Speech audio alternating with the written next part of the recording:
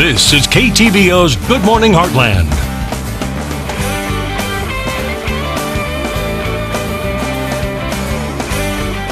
And welcome back. Healthy eyes and vision are a critical part of kids' development. Their eyes should be examined on a regular basis, as many vision problems and eye diseases can be detected and treated early. To learn more about tips you need to keep in mind to make sure your kids are seeing clearly, we have Dr. Terry Hawkins and Dr. Ron Brand from International Eye Care Center here this morning. Good morning, gentlemen. How are you doing? Good morning. Good morning. So first of all, let's talk about eye exams. How early should we start taking our kids to go to the eye doctor? Well, I always say anytime a parent suspects a problem, it's never too early, even newborns.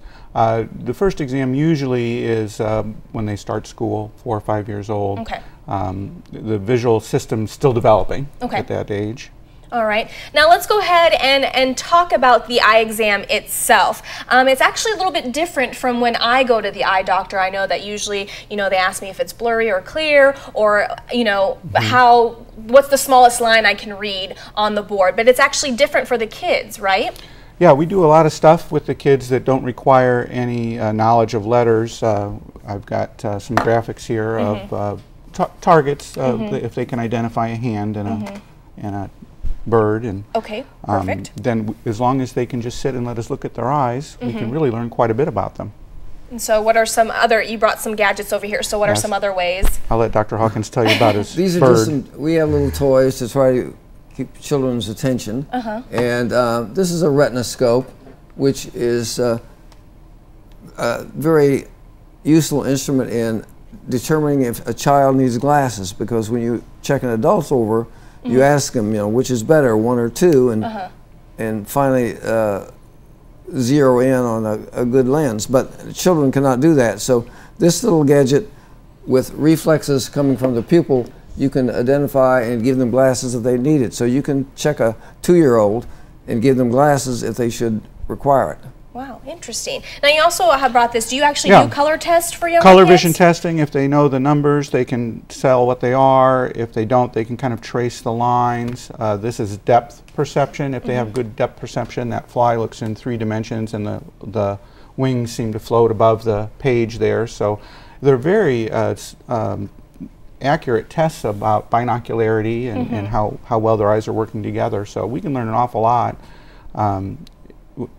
in an exam for a young child. Right. And when it comes to symptoms to look out for, I know I didn't get glasses until I was in the 6th grade, and that's because I had problems seeing the whiteboard and the chalkboard, and usually kids are a little hesitant to let you know that the TV screen might be blurry or something like that. So what are some other symptoms that parents need to look out for in their kids to kind of let them know that they might have some problems seeing?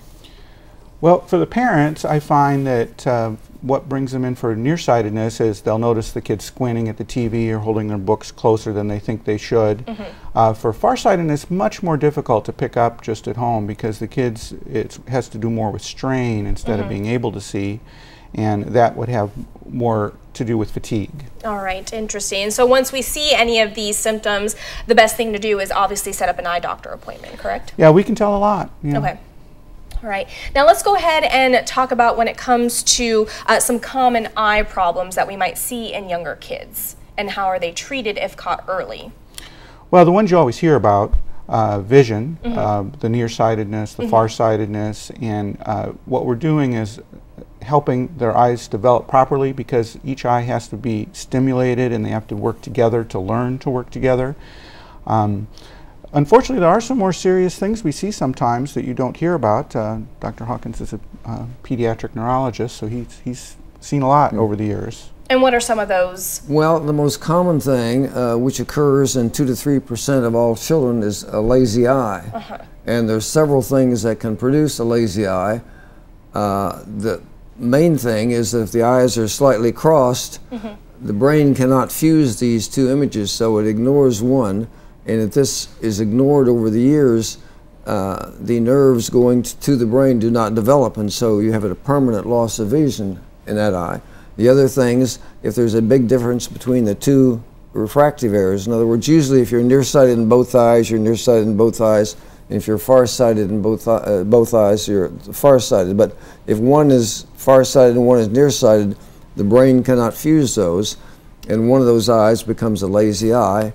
And like Dr. Brand said, it's good to pick this up at a young age, because if you pick it up at a young age, you can treat them with glasses if necessary, and maybe patching to force them to use the weaker eye. But once they reach the age of 9, 10, 11, you can't do too much for it. So it's good to get the children in early.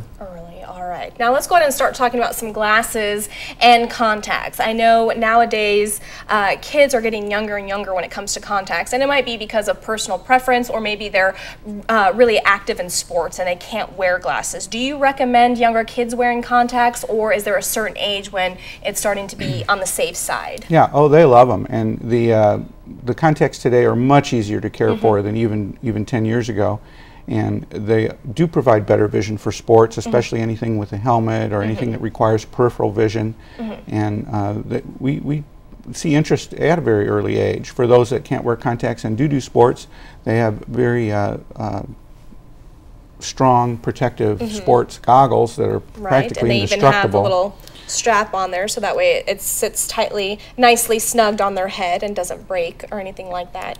So when it comes to frames with little kids, do you recommend the plastic frame, so that way, or are the metal frames, or is it just preference? You know, we've got both. I mean, the metal frames, I think the kids kind of like the bright colors, and it doesn't have the stigma of the old days. I mean, it seems like every class has a few kids in it that have some glasses, and you know, they think they're cooler than they used to, fortunately. Which is good, because I know I used to hate wearing glasses, and now I don't mind them so much. So what we'll do is we'll post everything on our website at heartlandconnection.com. We'll link up your information as well on ktvo.com, excuse me, and we'll also link up International Eye Care Center's information if they have any questions or concerns or would like to set up an appointment, okay? That'd be just great. All right, thank you so much, gentlemen, for coming on. Thank you for having us. And we'll be right back.